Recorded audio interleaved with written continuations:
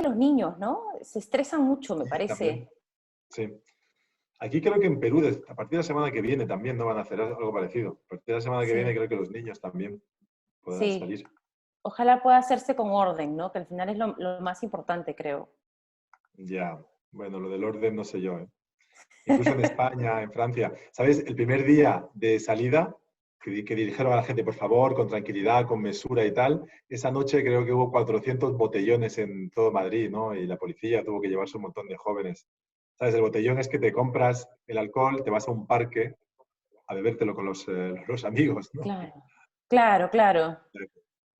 No, y acá va a ser igual, no lo dudo, Acá no lo igual, ¿no? ¿Tú dudo. crees?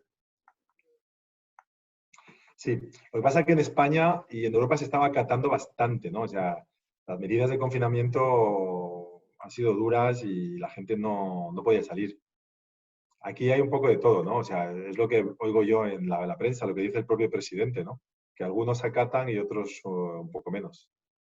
Lo que pasa es que hay mucha desigualdad en las posibilidades, ¿no? Entonces, por ejemplo, si ves los contagios, si bien esto empezó en Miraflores, ¿no? Empezó no sé, pues, ¿no? En La Molina, los contagios Sí, han casi detenido en esas zonas, ¿no?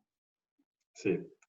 Creo que estamos en vivo, estamos en Facebook Live. A ver, creo que me tienen que confirmar si estamos. A lo mejor sí estamos y no lo sabemos. Sí, estamos en Facebook Live. O sea que muy buenas noches a todos y gracias a todos aquellos que se están uniendo a nosotros esta noche. Yo soy Diego Mellado, soy el embajador de la Unión Europea aquí en el Perú. Tengo el enorme placer de estar aquí esta noche con Alejandra Puente, que es muy conocida de todos vosotros, por supuesto, periodista y directora de noticias en TV Perú, pero sobre todo una gran socia de la Unión Europea, ¿verdad, Alejandra? Llevamos ya varios meses colaborando juntos. Eh, Alejandra es directora de MediaHack, una consultoría en asuntos informáticos, y hemos trabajado juntos en una mediatón, una actividad muy interesante que hicimos hace unos meses relacionada con la desinformación y que ha sido totalmente premonitoria, porque fíjate, ahora la situación en la que estamos, el tema de la desinformación es totalmente central.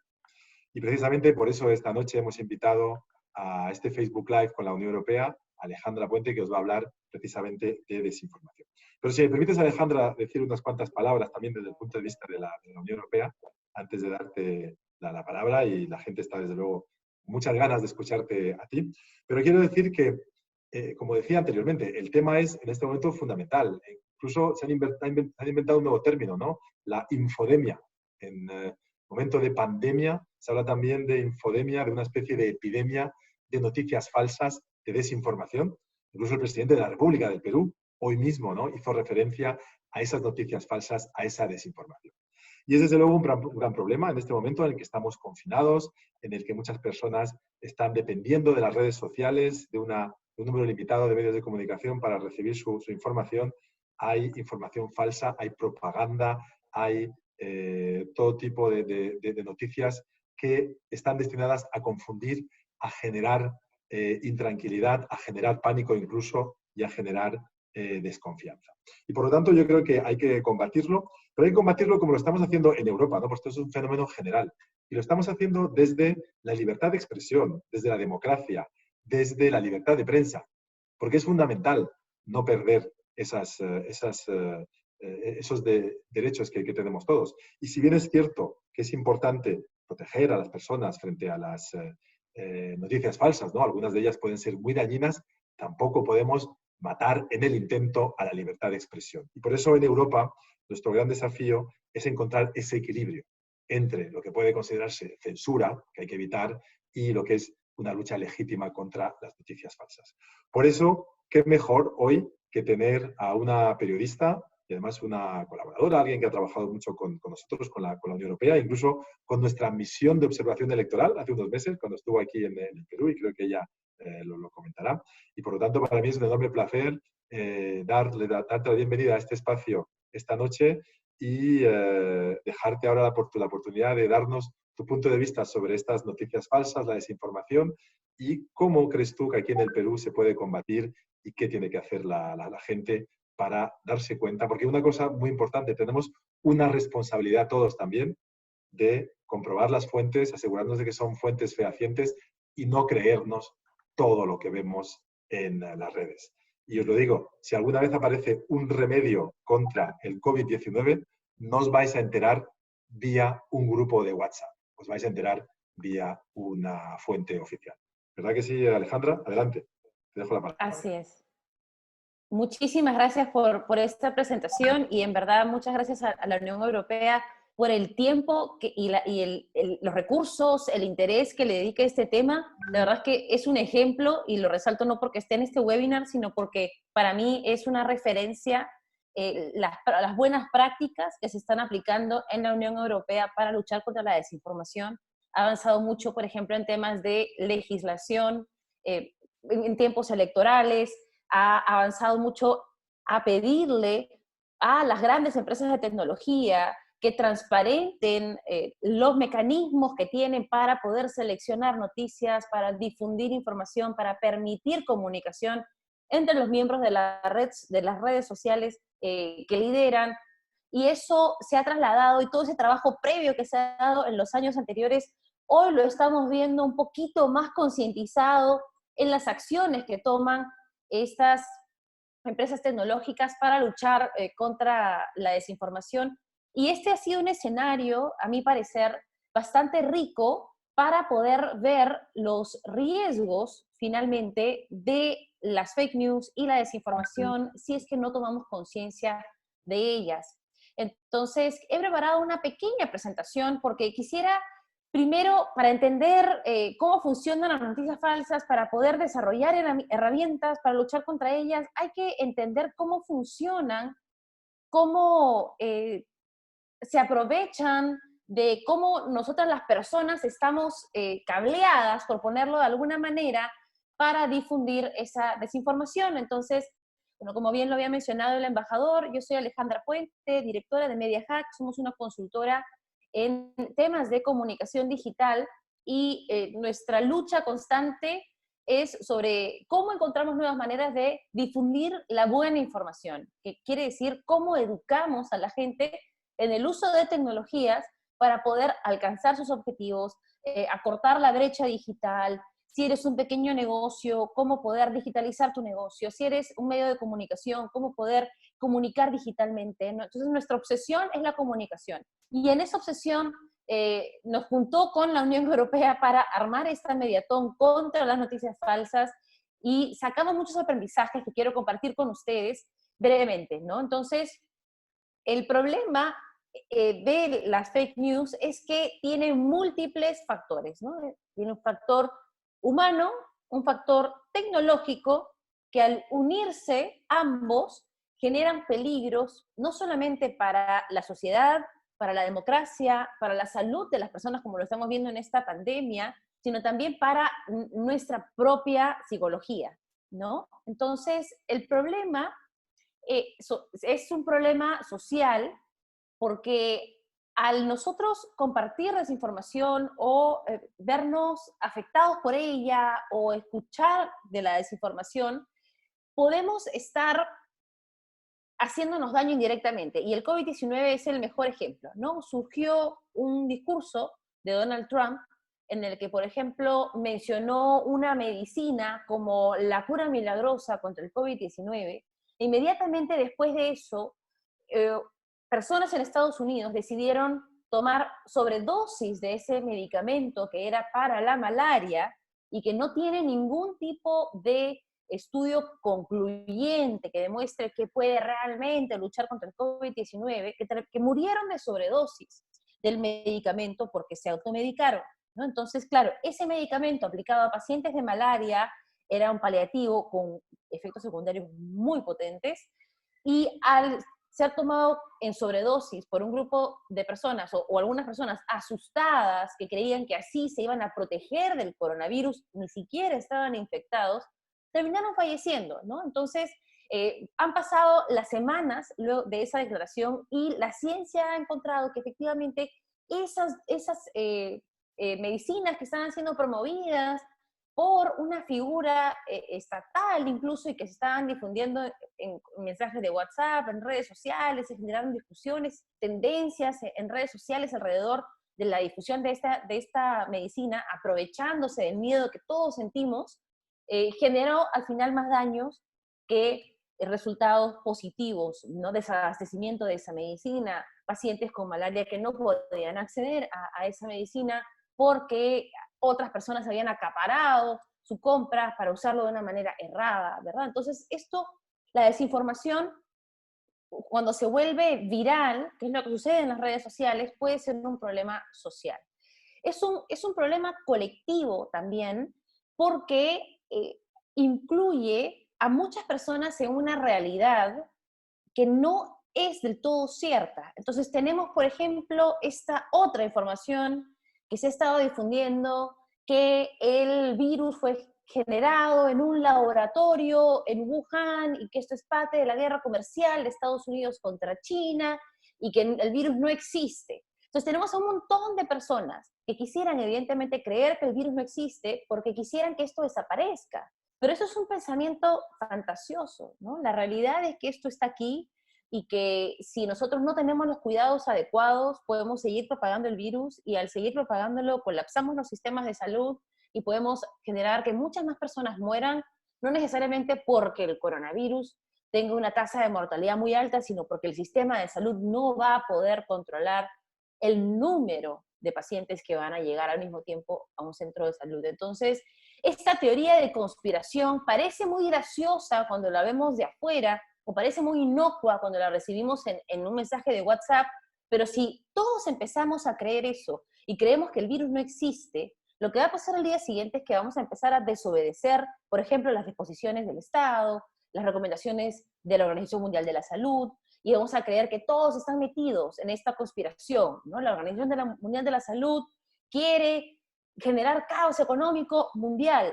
¿Por qué lo haría? No tengo idea, pero estas teorías de conspiración lo justifican muy vehementemente, ¿no? Otro problema es que la desinformación, al ser tan efectiva, se ha vuelto parte del discurso político. Y como ya había mencionado un par de casos donde la desinformación había sido propagada primero por un líder político, pero hay otros ejemplos, ¿no? Como la frase de Donald Trump que el coronavirus iba a desaparecer como un milagro en abril, de un día para otro, ¿no? O la frase de Boris Johnson, ¿no? Que hay que seguir con los negocios como si nada estuviera pasando, ¿no? Porque nos vamos a proteger por la inmunidad colectiva, sin entender realmente cómo funcionaba este virus. O Jair Bolsonaro en Brasil diciendo que es una gripecita, permitiendo que se congreguen en espacios religiosos, porque no quiere, por razones políticas, creer que esta enfermedad es tan grave como lo dicen los médicos, los especialistas. Pero eso es un discurso político que se agarra de nuestro pensamiento fantasioso, que quiere que esto pase mañana, para aprovecharse y decir que están con nosotros porque nos dicen lo que queremos escuchar, ¿no? Entonces, es peligrosísimo. Sobre este tema, quiero rescatar algo positivo, que es que, por ejemplo, esa frase del coronavirus siendo una gripecita ha sido la primera frase que Twitter ha bloqueado de una figura como un presidente de la República. La ha eliminado de Twitter. Y eso a mí me parece sumamente positivo porque en esta lucha contra la censura que mencionaba el embajador al inicio, el peligro de que si van a fiscalizar todo lo que publicamos pueda considerarse que se limita la libertad de expresión, yo sí creo que a una figura pública no se le puede permitir mentir y que tiene que poder respaldar este tipo de declaraciones que generan finalmente caos social, ¿no? Entonces, eso es una medida, por ejemplo, que se ha empezado a tomar. Y también hemos visto cómo en nuestro país se ha generado una batalla campal en distintas redes sociales en torno a cosas que no tienen tanto que ver con la pandemia en sí y que tienen tal vez otras agendas. No lo estamos poniendo de ningún lado, pero lo decía el embajador hoy, el presidente de la República, lo mencionó incluso, ¿no? Y dijo, sabemos quiénes son los maestros de la desinformación, los doctores en pesimismo, ¿no? Pero el tema es que aquí, esta es una herramienta política que se ha empezado a usar, ya tiene más de 10 años, en el discurso político, pero que ya se ha generalizado en uso, y esto hace que se aprovechen todas las situaciones para impulsar fines adversos, fines particulares, aprovechando una coyuntura de miedo, de caos. Entonces los reclamos pueden ser justos. ¿Quién puede decir que los reclamos de los médicos que piden implementos, que piden que se les atienda, quién puede decir que esos reclamos son injustos? Por supuesto que no lo son justos y válidos. Pero al estar insertados en este clima de miedo, se aprovechan algunos grupos para poder impulsar una agenda que no tiene nada que ver con el bienestar de los médicos, ¿no? Por ejemplo, hay muchos ejemplos. Este es uno reciente y por eso lo menciono. Entonces,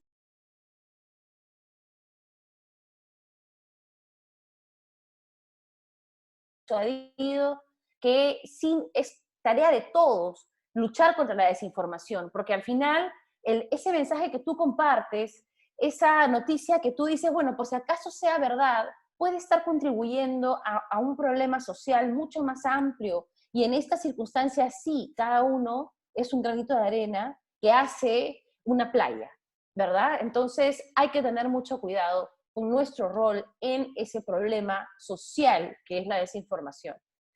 ¿Por qué se origina la desinformación? Y uno de los puntos es el factor humano. Todos creemos que nosotros no vamos a creer en desinformación. Cuando se hacen encuestas, el 80% de las personas dice que está perfectamente capacitada para identificar desinformación. Pero sin embargo, el 80% de las personas creen en desinformación. Entonces, ¿cómo se da esa paradoja? Definitivamente hay muchas más personas que creen estar capacitadas para identificar las noticias falsas, que no se dan cuenta que cómo utilizamos los aparatos como el celular es finalmente algo que va más allá de nuestro proceso racional. Nosotros pasamos entre 6 y 7 horas pegados a una pantalla. Esta data es anterior a la pandemia. Según estadística hoy de Perú, hemos aumentado nuestro consumo y nuestro tiempo, nuestra exposición en la pantalla en por lo menos un 35%, solo en Perú. Nuestro consumo de Internet. Entonces, y nuestro consumo de WhatsApp, donde se difunden más las noticias falsas, 165%. Entonces, estamos tan sobreexpuestos a la información que ¿quién puede corroborar cada mensaje, cada foto, cada video, cada texto que se nos aparece en la pantalla? Por ahí que ni siquiera nos estamos dando cuenta y esa desinformación está recalcando, o cuando la vemos por encima y la compartimos por si acaso, son reacciones instintivas de las que no necesariamente tenemos mucho control. Entonces, ese es un factor humano y no tiene que ver con educación, porque la desinformación afecta igual o es creída por igual por personas que tienen un doctorado como por personas que tienen secundaria incompleta, ¿verdad? Entonces, no es un tema de educación. Es un tema de cómo la herramienta entra a nuestras vidas y cómo nosotros permitimos que se apodere de nuestro uso de la información. Entonces, el otro factor humano que influye aquí es que nuestro uso de redes sociales es sumamente instintivo, ¿verdad?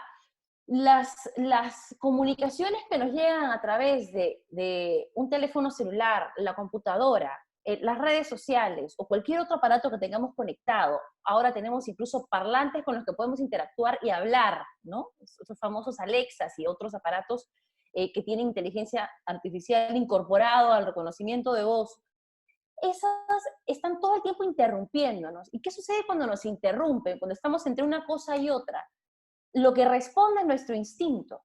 Por eso compartimos, por eso creemos sin pensar, por eso reaccionamos, por eso cuando escribimos a veces por WhatsApp decimos cosas que no queremos, por eso WhatsApp generó la herramienta para poder eliminar las cosas que envías, porque entendió que estaba generando muchos problemas al permitir que la conversación salga como un exabrupto, ¿verdad? Es como lo primero que te lanza una pelota a la cara y tú la agarras.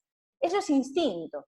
Entonces las redes sociales funcionan apelando a nuestro instinto. Entonces tenemos que saber esto, ¿por qué? Porque si nosotros sabemos eso, vamos a controlarnos un poco más y vamos a poner una barrera entre nuestro instinto y lo que comunicamos en redes sociales. Sí importa cómo lo decimos, a quién se lo decimos y qué cosa decimos, ¿no?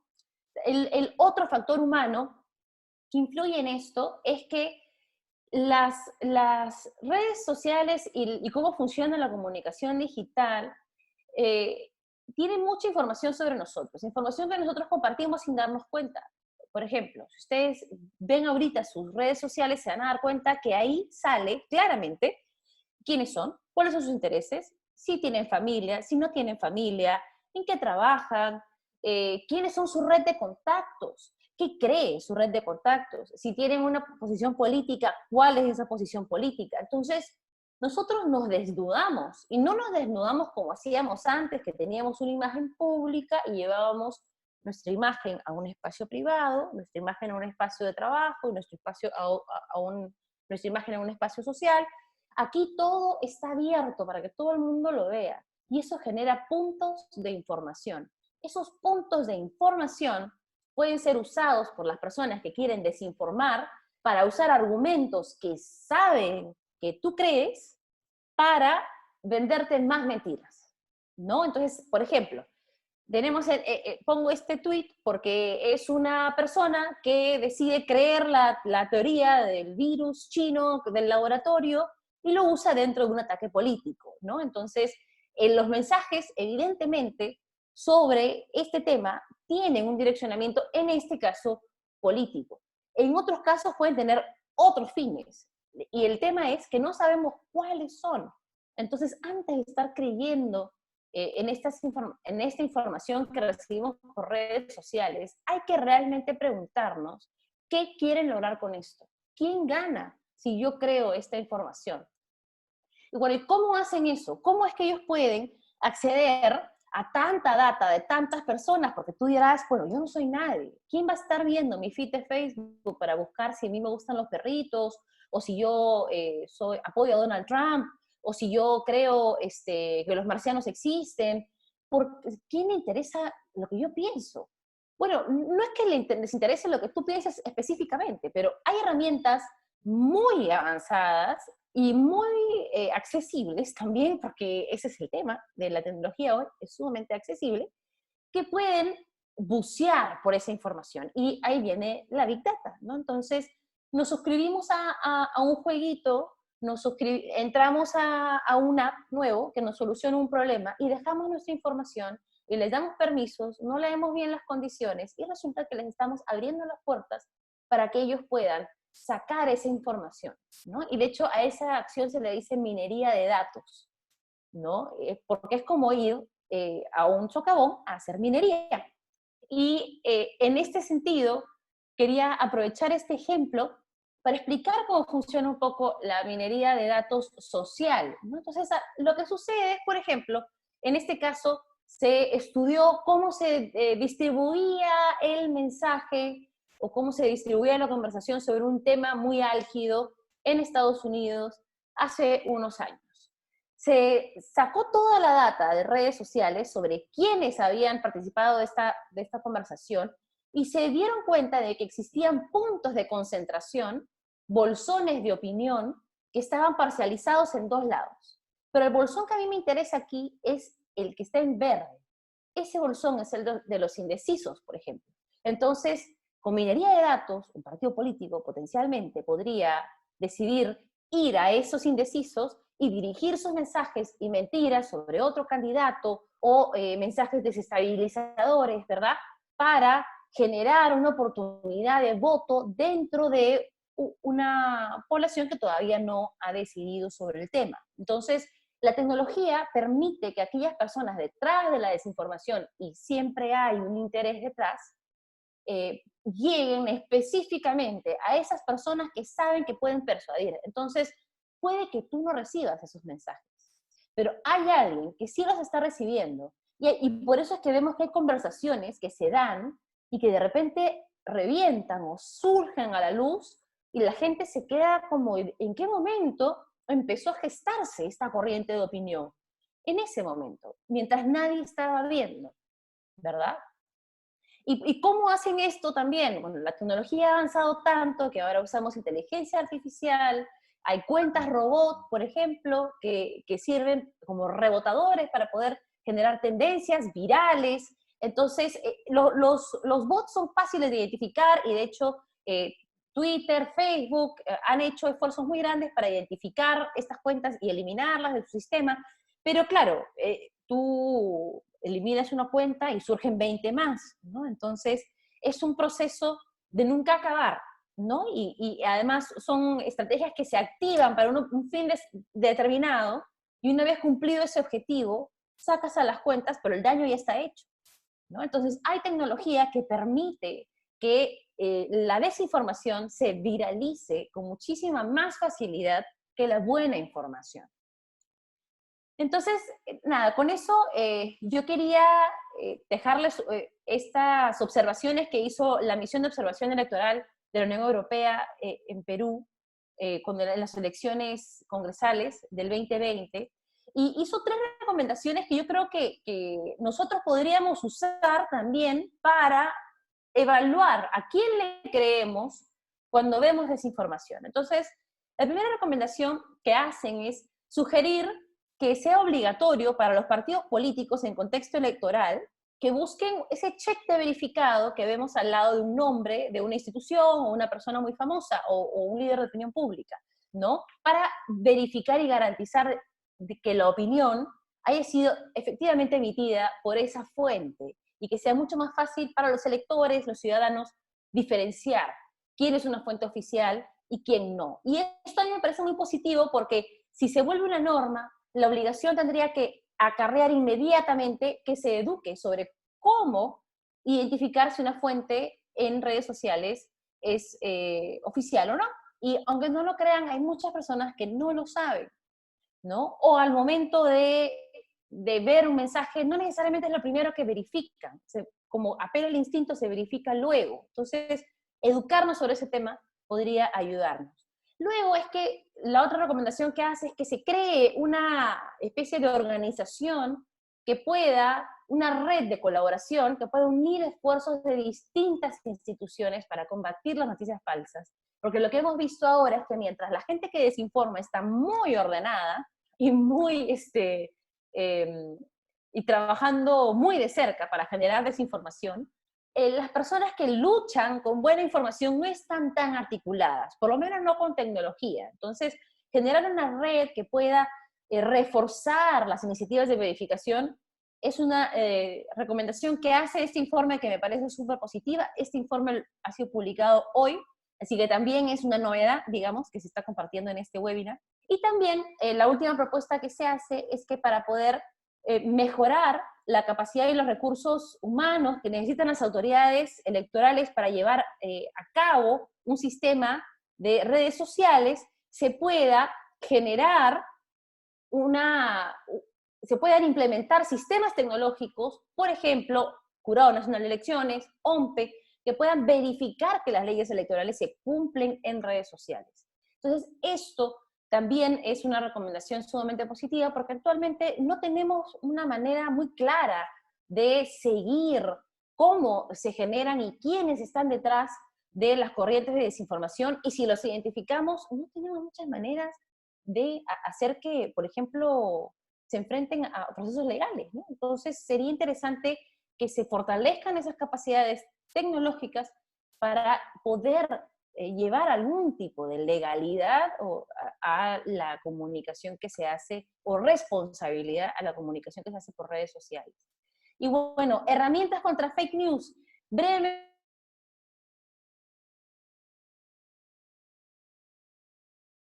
nosotros somos la principal herramienta contra la desinformación. Y la primera consejo en ese sentido sería, si tú recibes información que parece que es reveladora, que te sorprende, que agarra una emoción fuerte, inmediatamente haz un pequeño escaneo en distintas redes sociales, puedes hacerlo en Google, sobre si es que la conversación está girando en torno a eso que has recibido por WhatsApp. ¿Por qué? Porque si tú recibes una información a tu WhatsApp que es tan importante como la cura contra el coronavirus, como la vacuna contra el coronavirus, yo estoy segura que eso va a ser tendencia mundial. O si es que se descubre que el coronavirus no existe, eso va a ser tendencia mundial. Eso no va a ser algo que te va a llegar por WhatsApp. Además, puedes descubrir así también si es que esa información es antigua, tiene muchos meses dando vueltas. Porque lo que pasa con la desinformación es que empieza como una cadena, ¿no? Yo lo paso al siguiente, el siguiente, el siguiente, y yo lo vuelta al mundo y regreso a mí 3 meses después, y esa información fue desmentida hace mucho tiempo. Entonces, no hay que creer información tampoco que esté desactualizada. Y quiero destacar algunas, por ejemplo, iniciativas que se están haciendo. Facebook ya había implementado, por ejemplo, este tag de información que no era muy confiable o no verificada, y Twitter ahora también, hoy día lo ha anunciado, el martes lo ha anunciado, va a etiquetar las fake news sobre COVID-19, así que va a ayudar definitivamente a transparentar. Así que busquen esas etiquetas, ¿no? Cuando vean algo que suena muy escandaloso para ser verdad, busquen esas etiquetas porque por ahí van a estar, lean los comentarios, van a ver comentarios de ambos lados y van a poder identificar si es que esto es parte de una conversación que está siendo manipulada. Luego, Google ha implementado esta herramienta súper buena que se llama Fact Check Explorer. ¿Qué hace el Fact Check Explorer? Tú pones cualquier tópico y en lugar de buscar en Google normal, vas a buscar toda la información que existe de centros que han verificado si esa noticia es verdadera o falsa. Entonces, inmediatamente vas a poder tener los resultados de las organizaciones que se dedican a verificar noticias falsas. Es excelente y nos facilita muchísimo el trabajo a los periodistas, a las personas, para saber si algo que se está difundiendo es verdad o mentira. Y otra herramienta muy positiva que muchos no saben, uno puede hacer en Google una búsqueda inversa. ¿Qué significa eso? Nosotros estamos acostumbrados a buscar imágenes colocando un texto. Entonces, si yo quiero buscar una imagen de perritos en Google, yo pongo perritos. Pero yo también puedo agarrar una foto de un perrito y apretando el cuadradito de la cámara que sale ahí, subir la foto y Google me va a dar un resultado de todas las publicaciones que tiene en su biblioteca que han usado esa foto o que son parecidas. Y así vamos a poder saber si es que una foto que se está vendiendo como que fue tomada hoy o ayer cerca a nosotros y que es muy peligrosa, si es que esa foto es de hace meses, si ha sido sacada de contexto o no necesariamente está adjunta a un mensaje veraz. Entonces, esta herramienta, la verdad, es muy fácil de usar y también nos puede ahorrar muchos dolores de cabeza. Entonces, nada, con esto yo termino mi presentación. Espero no haberme excedido y recibo las preguntas que pudieran tener en este momento.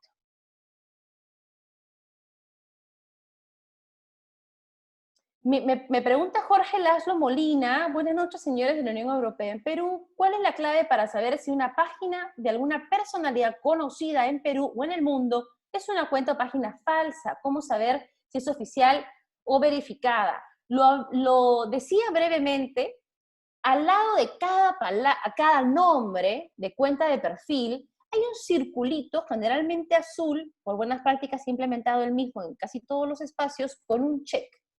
Eso quiere decir que la persona que es dueña de esa cuenta se ha contactado con el operador, digamos, en este caso puede ser, no sé, Twitter, y le ha dicho, hola, yo soy Alejandra Puente, este es mi DNI, le ha mandado una foto de su DNI, este es mi teléfono, esta es mi página web, esto es quién soy yo, esta cuenta es mía. Y al ser verificado eso, del otro lado, y usualmente esa verificación se hace por seres humanos, porque aún este proceso es bastante difícil que sea automático, cuando eso es verificado, se les da el check, pero pasa por un proceso de aprobación y eso está implementado en casi todas las redes sociales. Entonces, esa es una buena manera. Otra pregunta, Dice Javier Rodríguez Zabaleta, soy una persona que le gusta estar bien informado y por ende, ¿a qué plataforma le debo prestar atención? Radio, TV, TV local, nacional, señal abierta, Facebook, YouTube. Como vemos, el exceso de información y plataformas que tenemos hoy disponibles nos generan a veces confusión sobre dónde encontrar las fuentes verificadas. Yo le sugeriría, ya como buena práctica, suscribirse a boletines de un par de medios de comunicación que confíen y recibir en sus correos electrónicos un resumen diario que suelen mandar los periódicos en las mañanas con esa información, si es que se quiere consumir por medios digitales. Eso por un lado. Luego, yo les diría que no estén tan pendientes al desarrollo de las noticias. Porque, ¿qué sucede? Las redes sociales han abierto la cocina a la calle. ¿No? Digamos que los medios de comunicación eran un restaurante, son un restaurante. Entonces, cuando la noticia llega inicialmente, esa noticia tiene muchas cosas que no han sido verificadas, ¿no? Hay algunas cosas que están en desarrollo, que parecen de una manera, pero son de otra. Entonces, si nosotros estamos conectados todo el tiempo a ese proceso, vamos a quedarnos con la información a la mitad, que es algo que escucho muy seguido. Es como se descubrió que un grupo de extranjeros asaltó a una persona en tal sitio, y la primera información es que se trata de eso. Avanza la noticia y resulta que no eran extranjeros, eran peruanos. Ok, eran peruanos. Avanza la noticia, no estaban asaltando, era una protesta.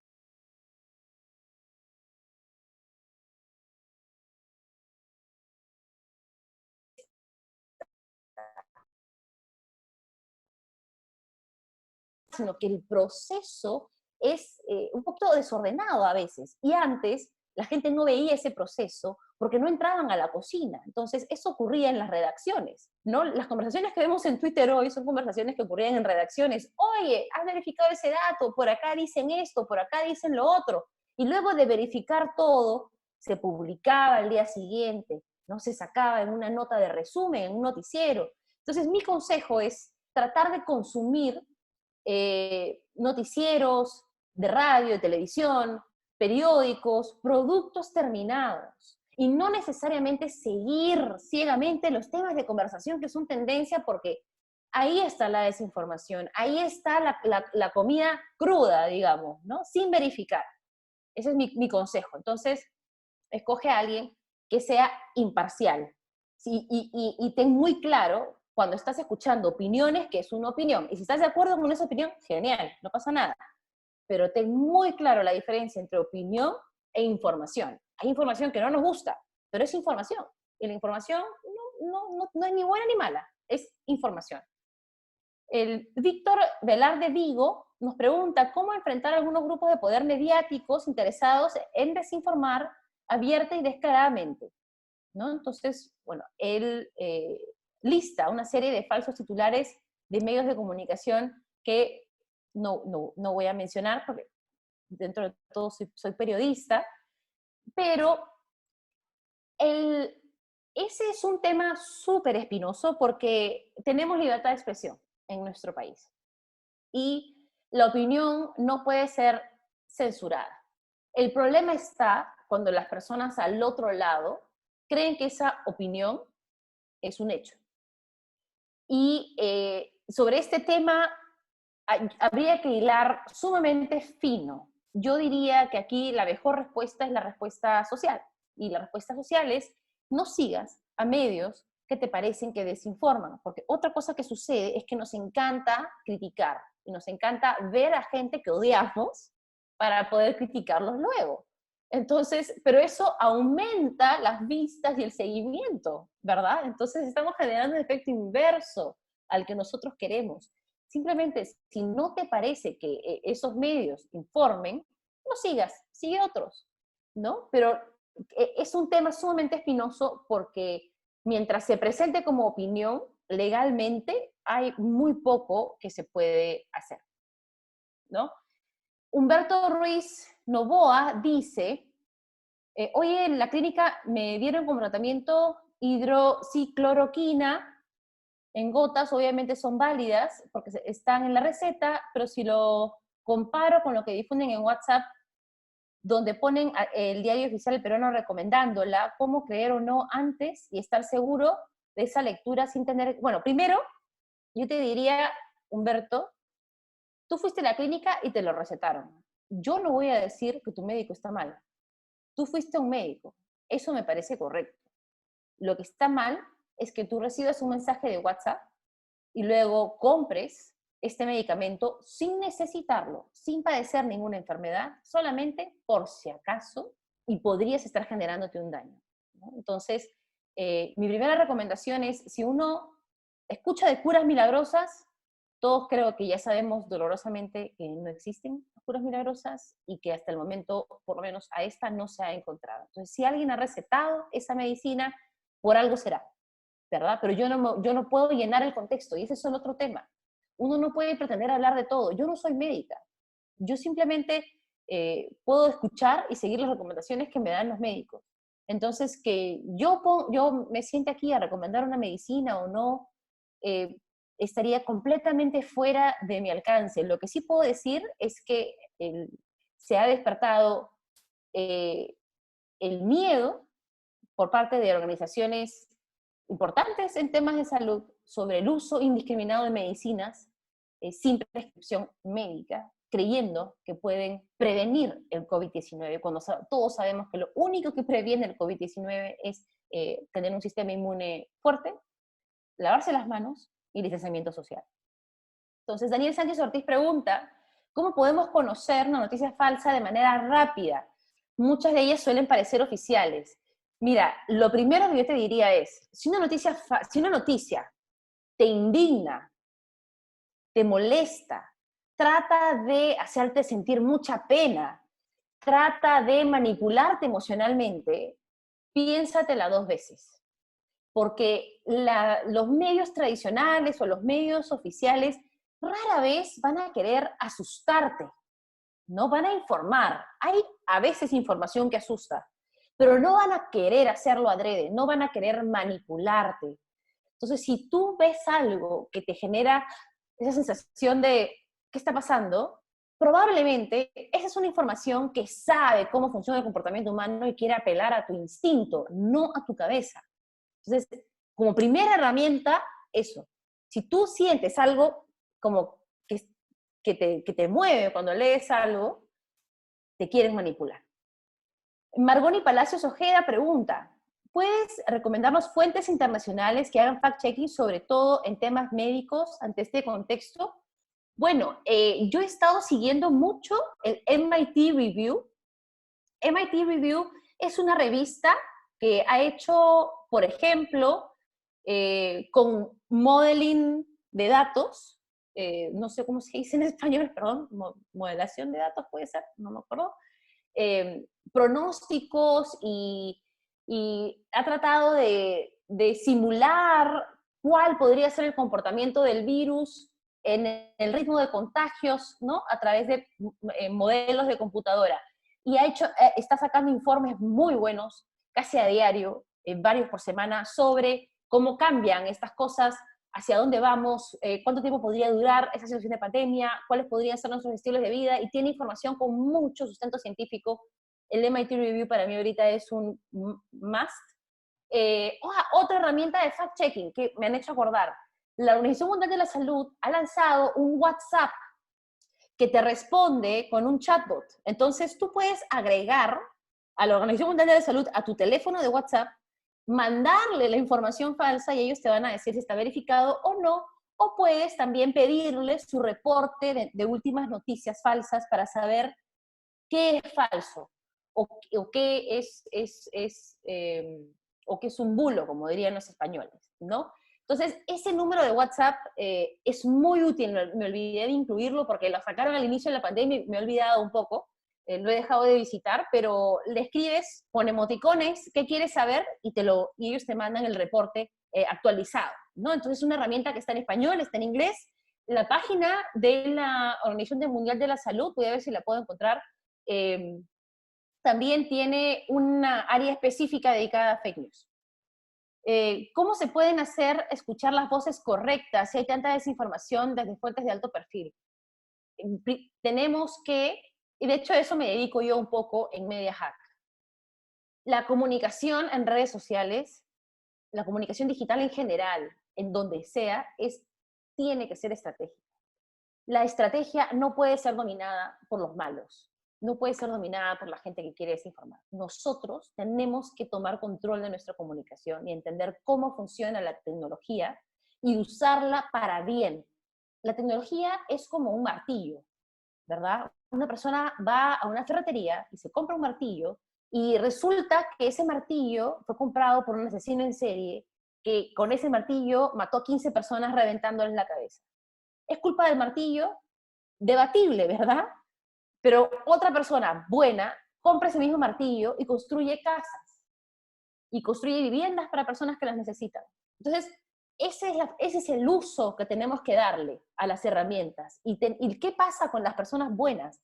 No tenemos tiempo que perder. Usualmente hay mucha plata detrás de la desinformación, hay muchos intereses detrás de la desinformación y la gente buena tiene otras cosas que hacer. Entonces, bueno, ahora, si nosotros sabemos que esto funciona así, nos toca aportar, nos toca participar, nos toca no huir de la conversación. ¿Qué es lo que ha pasado con los técnicos y los expertos? No, yo no quiero opinar porque me van a caer encima todos los troles si digo algo, ¿no?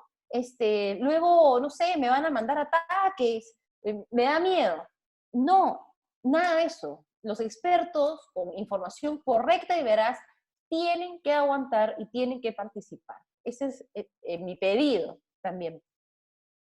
¿Qué otra pregunta? Liliana Uvidia Arias me pregunta, ¿sería posible detectar quién generó los fake news sobre la supuesta muerte de Chumpitaz? Uno de los mensajes tenía un logo falso de Panamericana Televisión.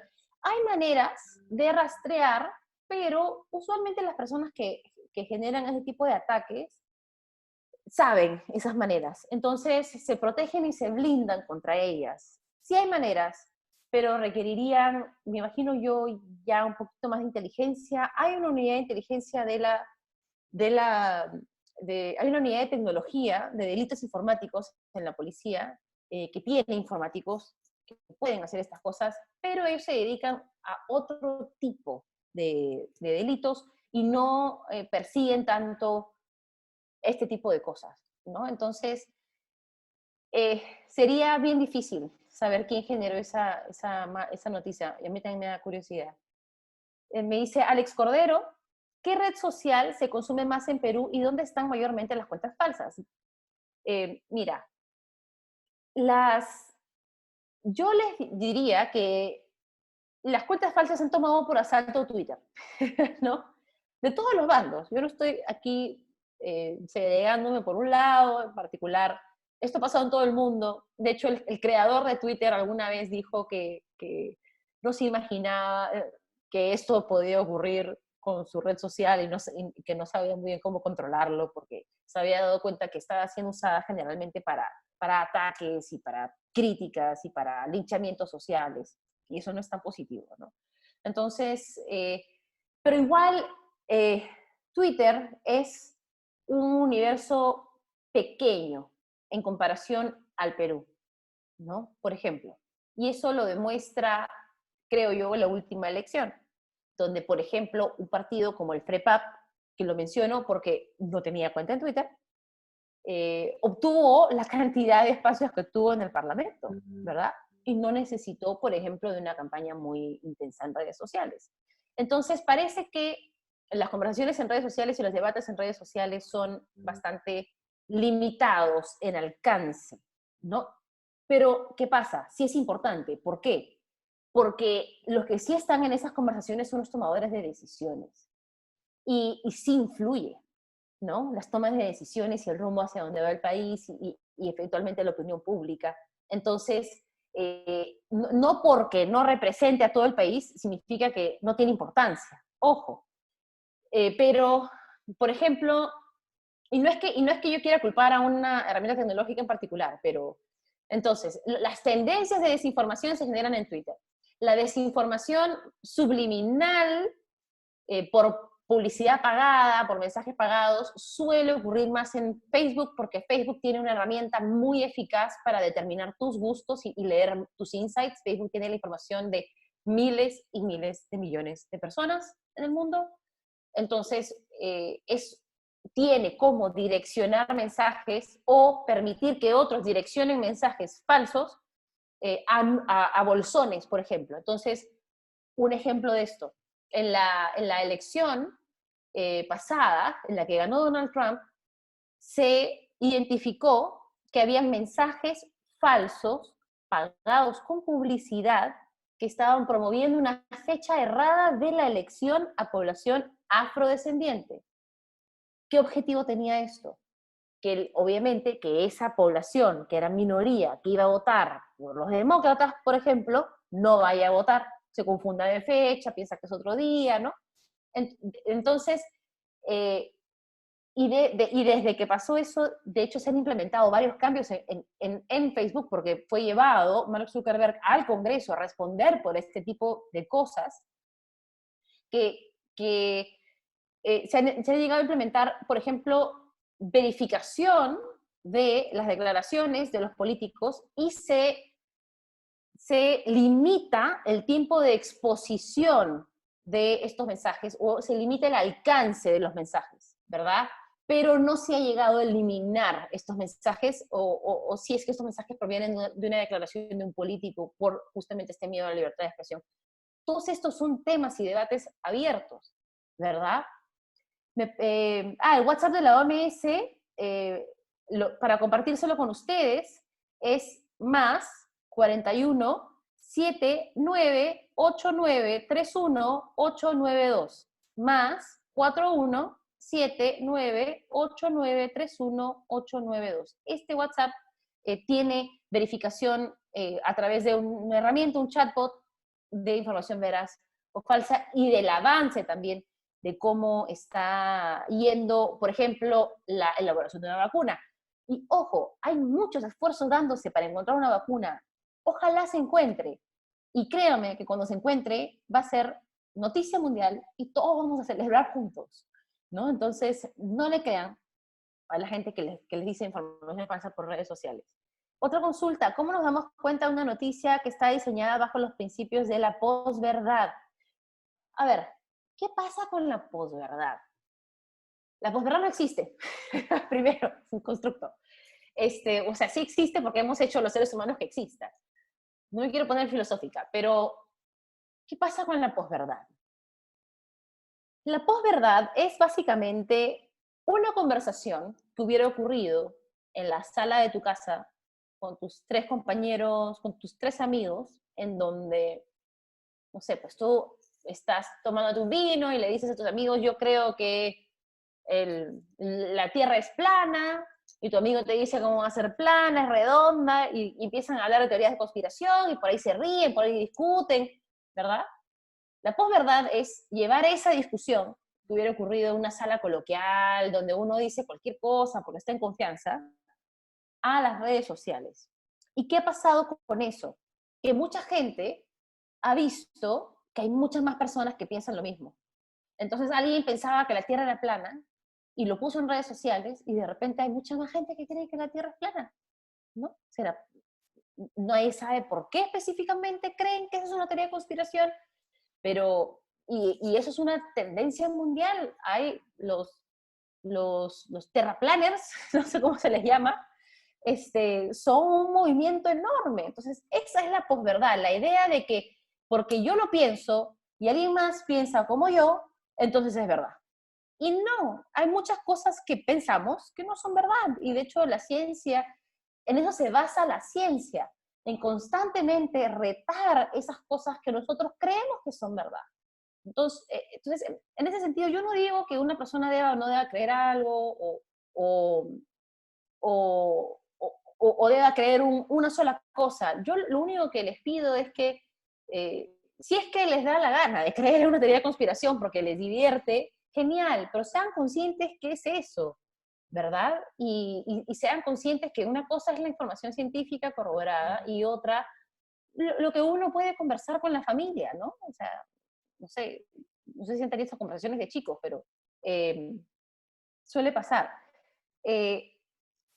Además, y esto como última nota de la posverdad, la, la posverdad es popular porque nos hace sentir que no somos tontos, ¿no? La falta de conocimientos nos genera inseguridad. Y por eso, cuando vemos que alguien más cree algo que nosotros creemos, decimos, ah, yo no soy tonto, yo no estoy solo en esto. La cura a eso es, creo yo, simplemente asumir que no lo sabemos todo y asumir de que hay muchas cosas que no vamos a saber nunca, y está bien si nos equivocamos o si creemos algo un día y el día siguiente viene la NASA y nos dice que eso no es así, por ejemplo. Pregunta de Jorge Lazo Molina, para terminar, ¿cuál es la clave para saber qué entidad pública y qué entidad privada es una cuenta falsa o verdadera, ya que algunos cibernautas crean cuentas falsas de cualquier entidad o empresa copiando su logo? El check al lado del nombre, primero. Y segundo, revisen el número de seguidores, revisen quién sigue esa cuenta. Muchas veces las cuentas falsas son seguidas por cuentas falsas o cuentas robots.